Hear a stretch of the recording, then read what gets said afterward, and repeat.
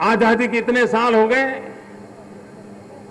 पीने का पानी ऊंट पर भर भर करके लाया जाता था। 800 करीब ऊंट पीने के पानी को लाने के लिए तैनात थे। मैं जब गया, मैंने पीड़ा देखी। मैं तो गुजरात के पूर्व छोर से पानी उठाया,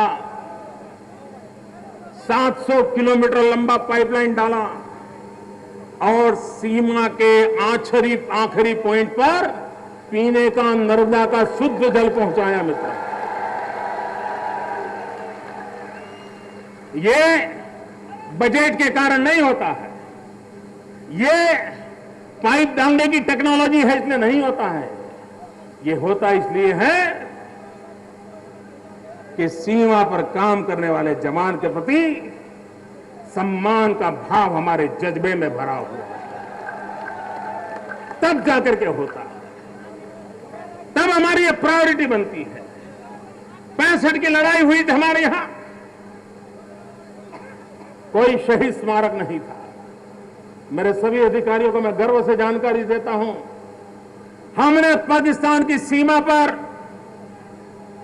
भारत के उन वीर शहीदों का स्मारक बनाया, उसको लोकार्पण किया और हमारे टूरिस्ट मैप पर लगाया है। और मेरे देश के नौजवानों से मैं प्रार्थना करता हूं, जब भी यात्रा पे जाने का मौका मिले, सीमा पर उस बनाए हुए शहीद स्मारक को जाके सलाम करें।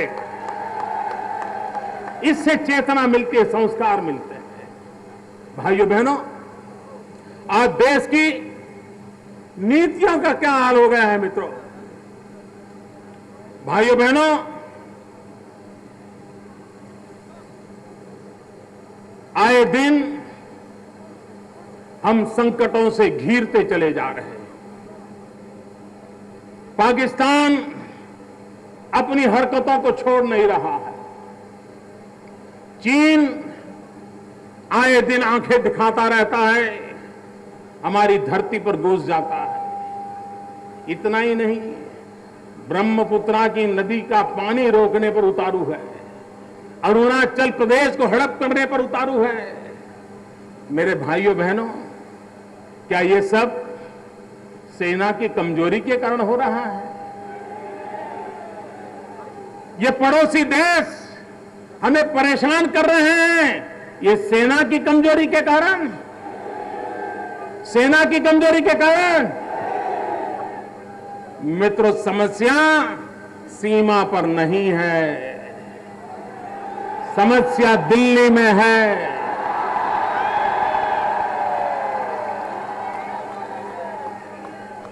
और इसलिए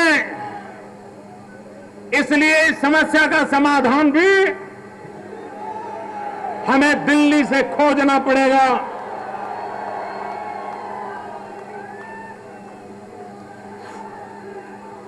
यह समस्या का समाधान भी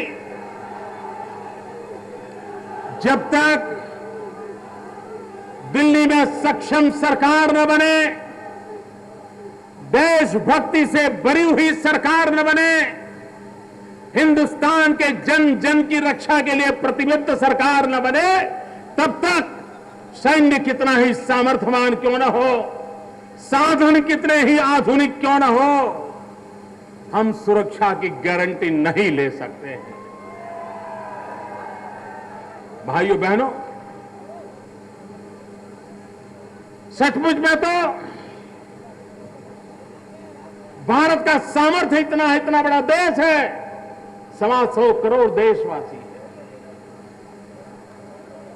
हिंदुस्तान ने जितने जवान आजादी के बाद युद्ध में गंवाए हैं, उससे ज्यादा जवान आतंकवादियों की गोलियों से गंवाए हैं, माओवादियों की गोलियों से गंवाए हैं, विघटनकारी शक्तियों से गंवाए हैं। भाइयों बहनों, यूनाइटेड नेशन, उसका जन्म हुआ दुनिया को विश्व युद्ध से बचाने के लिए। तीसरा विश्व युद्ध की नौबत न आए, इसलिए यूएनओ अपना जिम्मा निभाने की कोशिश कर रहा है। उनको लगता भी होगा कि इतने साल हो गए, तीसरे विश्व युद्ध की नौबत नहीं आई, लेकिन मैं आज सार्वजनिक रूप से कहना चाहता हूं, यूएनओ को गर्व नहीं करना चाहिए, क्योंकि अब युद्ध ने अपना रूप बदल दिया है, युद्ध ने अपने रंग बदल दिए हैं, युद्ध ने अपने तौर तरीके बदल दिए हैं। और इसके कारण प्रथम और द्वितीय विश्व युद्ध में जितने देश, जितनी जनसंख्या युद्ध के कारण परेशान थी, उससे ज्यादा देश, ज्यादा जनसंख्या प्रॉक्सी वॉर से परेशान है, छद्म युद्ध से परेशान है, और उस युद्ध का नाम है आतंकवाद, उस युद्ध का नाम है माओवाद। और इसलिए समय की मांग है कि पूरे विश्व में आतंकवाद के खिलाफ, माओवाद के खिलाफ, हिंसा के खिलाफ एक जनमत तैयार होना चाहिए। अगर भारत के पास सामर्थ्यवान नेतृत्व अगर होता है, तो विश्व के अंदर आतंकवाद के खिलाफ, माओवाद के खिलाफ, हिंसा के खिलाफ जनमत इकट्ठा करना मुश्किल काम नहीं है। भाइयों बहनों, आज जब मैं हरियाणा की धरती पर आया हूं, तब अटल जी अडवाणी जी के काल की सरकार को याद करना मुझे अच्छा लगता है, इसलिए कि अटल जी की विदेश नीति की एक विशेषता रही कि हम दिन रात कश्मीर किसका, इसी की लड़ाई में उलझे हुए थे। आए दिन उसी की डिबेट होती थी, उसी के जवाब देते रहते थे।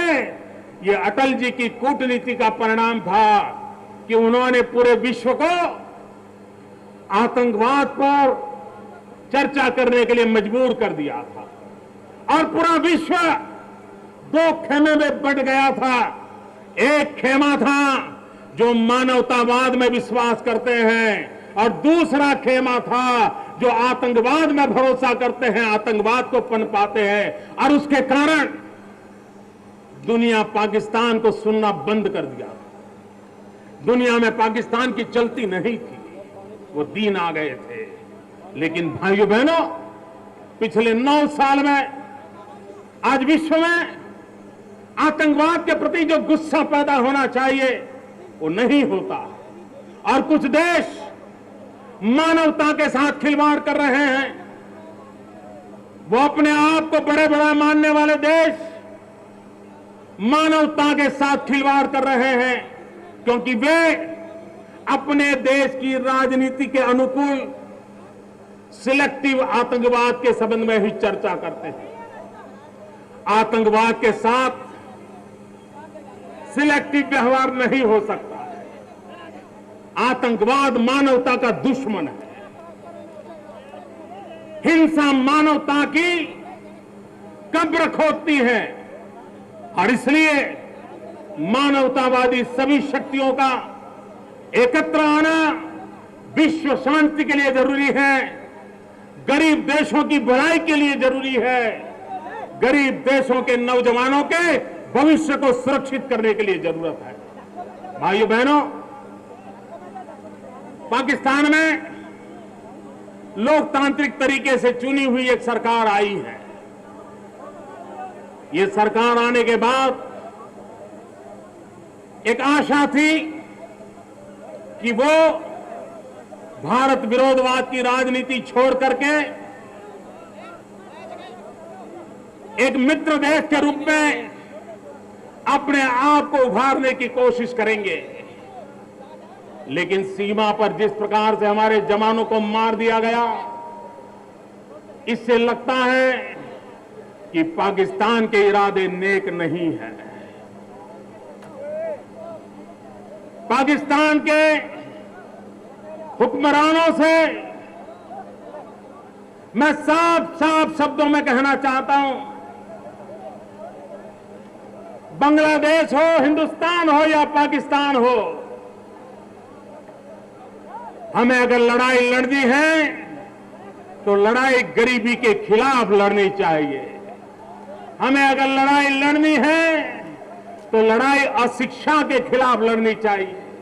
हमें अगर लड़ाई लड़नी है तो अंधश्रद्धा के खिलाफ लड़नी चाहिए। मैं पाकिस्तान के मित्रों को कहना चाहता हूं, ये बम, बंदूक, पिस्तौल, ये आतंकवाद का गर्भाधान करने की प्रवृत्ति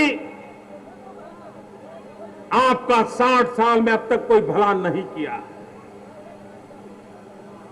पाकिस्तान के हुक्मरान समझिए,